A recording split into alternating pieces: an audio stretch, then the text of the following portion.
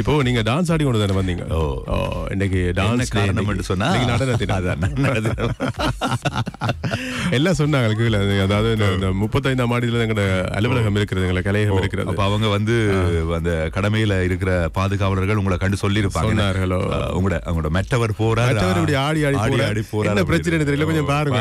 அப்ப நீங்க சொல்ல இல்லையா? நான் சொல்லிட்டு வந்தேன் டான்ஸ். அவர் ஒரு டான்ஸ் வந்து போட்டேன்.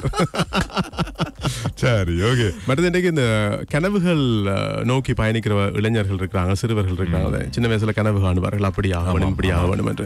அவற்றை அவர்கள் நினைக்கும் போது, அவற்றை அவர்கள் வெளிப்படையாக வாய்விட்டு சொல்லும் போது நாங்கள் உதாசீனப்படுத்தாமல் அவர்களை வாழ்த்தும் தினமாகவும் என்று நாள்.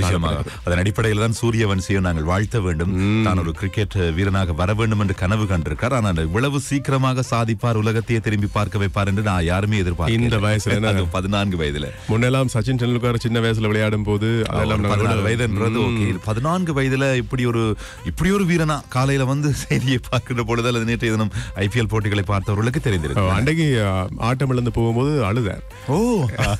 அதுல அவருடைய வயசு தெரியுது.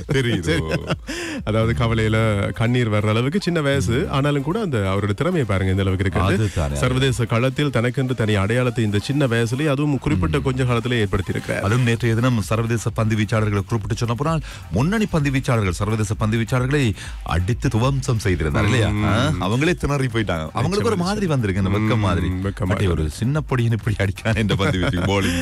இப்ப கத்தோலிக்க திருச்சபையினுடைய அடுத்த தலைவர் யார், போப் யார் அப்படின்ற விடயங்களை பற்றி அதிகம் பேச வேண்டியிருக்கிறது. ஆமா, பரிசுத்த பாப்பரசரை தேர்ந்தெடுக்க போறாங்க, ஒன்று கூட போறாங்க.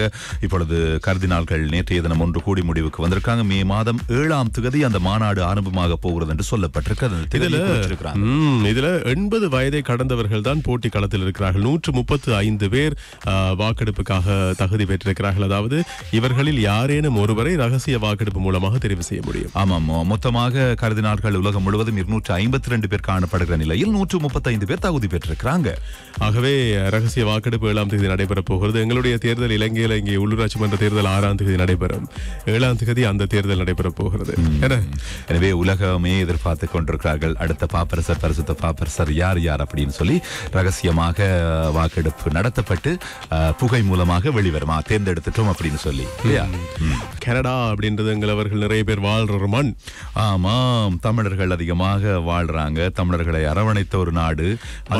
வாழ வைக்கும் மன்னன் எங்களவர்கள் அங்கிருந்து சொல்வார்கள். அதிகமானவர்கள் சொன்றடைந்தார்கள் ஜஸ்டின் ட்ரூடோ இருக்கிற காலத்துல. அதுதான் அவரை கேட்டுதான் யார் பேசுறதை குழப்பி இருந்தோம். ஜஸ்டின் ட்ரூடோவை பொறுத்தவரையில இலங்கை தமிழர்கள் தொடர்பில் கூடுதல் கரிசனையை கொண்ட ஒருவராகத்தான் பார்க்கப்படுகின்றார். அதிகம் இதை பற்றி எல்லாம் பேசியிருக்கிறார். இலங்கை பிரச்சனைகள் பற்றி எல்லாம் அடிக்கடி பேசுவார். அது மட்டுமல்ல, பொதுவாகவே அவர் அந்த தமிழர்கள் சம்பந்தமாக கூடுதல் அக்கறையோடு செயற்பட்ட ஒரு நபர். ஆனா அண்மை காலமாக இந்த இந்தியாவோட முரண்பாடு அவருக்கு ஏற்பட்டது. முரண்பாட்டு நிலைமை ஒன்று வந்தது தானே. அதுல நிறைய சிக்கல்களையும் சந்திக்க வேண்டி வந்ததுதான் அவருடைய கட்சி, அவருடைய பதவி உள்ளிட்ட பல பரபரப்பான விடயங்கள் ஏற்பட காரணமாகவும் அது அமைந்தது. இந்தியாவோடு ஏற்பட்ட முரண்பாடு அது ஒரு பிரதானமான காரணமாகவும் இருந்தது. அதை தாண்டி இன்னும் பல விடயங்கள் அவருக்கு பின்னாடி, அதையும் தாண்டி அங்கே பொருளாதார சிக்கல்கள் நிறைய வந்தது. நிறைய வெளிநாட்டவர்களை உள்ளே விட்டார் அல்லது அனுமதி வழங்கினார் என்ற குற்றச்சாட்டுகளும் அங்கே கனடியர்கள் குற்றச்சாட்டி இருந்தார்கள். அதனால் அவர் தோற்று போயிருந்தார். தோல்வியடையது காரணம். அதாவது ராஜினாமா செய்தார். தோல்விதானே காரணம் என்ன? அதுக்கு பிறகு அவருடைய கட்சி சார்பாகவே ஒருவர் களமிறக்கப்பட்டார், மாக்காணி. அவர்தான் தேர்தல் களத்தில் குதித்தார், தேர்தலை அறிவித்தார், தேர்தல் நடத்தப்பட்டது, வென்றார். ஆகவே நன்றாக வென்றார்.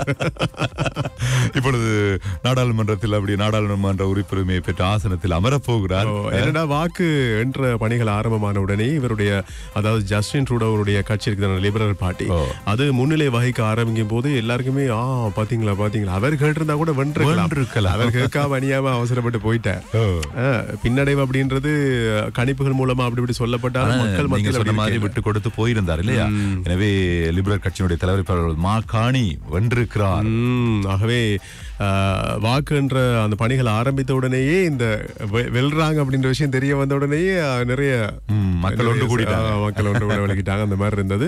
ஆகவே நாங்கள் வாழ்த்துக்களை தெரிவிக்கிறோம். இப்போ அமெரிக்க ஜனாதிபதி ட்ரம்ப் கிட்டடியில சொல்லியிருந்தார் தானே, ரஷ்ய ஜனாதிபதிக்கு இந்த உங்கள் மீதான தாக்குதலை நிறுத்துற ஐடியா இல்லை, அதாவது யுக்ரைன் மீதான தாக்குதலை நிறுத்துற ஐடியா இல்லை போல, அவருக்கு பெருசா விருப்பம் இல்லை போல. அவர் என்னட்டையும் வேற மாதிரி கதைகளை கதைச்சு கொஞ்சம் அப்படி இப்படி சுத்தி விட்டு கொண்டிருக்கிற மாதிரி தெரியுது. என்ன பிள்ளையா வழி நடத்த பாக்குறார் போல நான் நினைக்கிறேன் என்று ஒரு மாதிரி அதிருப்தி கருத்தை வெளியிட்டிருந்தார். அதை கேட்டுட்டு இப்ப ரஷ்ய ஜனாதிபதி சொல்லியிருக்கிறார், சரி, நாங்கள் மனிதாபிமான அடிப்படையில் யுக்ரைனுக்கு எதிராக மேற்கொள்ளப்படுகின்ற போரை வருகின்ற மாதம் 8ஆம் தேதியிலிருந்து 10ஆம் தேதி வரைக்கும் 3 நாட்களுக்கு நிறுத்தி வைக்கிறதுக்கு நான் இணங்குறேன் என்று சொல்லி வெறும் 3 நாட்கள். டொனால்ட் ட்ரம்போட ஸ்டைல்ல இருக்கு இந்த வரி விதிப்புகள் 90 நாட்கள் அந்த மாதிரியான இடைக்கால தடை என்ற மாதிரி குறுகிய நாட்களுக்குள் இல்லையா. ஏன் அந்த போரை முற்றுமுழுதாக 2 நாடுகளுமே இல்லையா இணங்கி ஒரு முடிவுக்கு கொண்டு வரக்கூடாது. அதான் அந்த நிறைய நிபந்தனைகளை போடுறார்.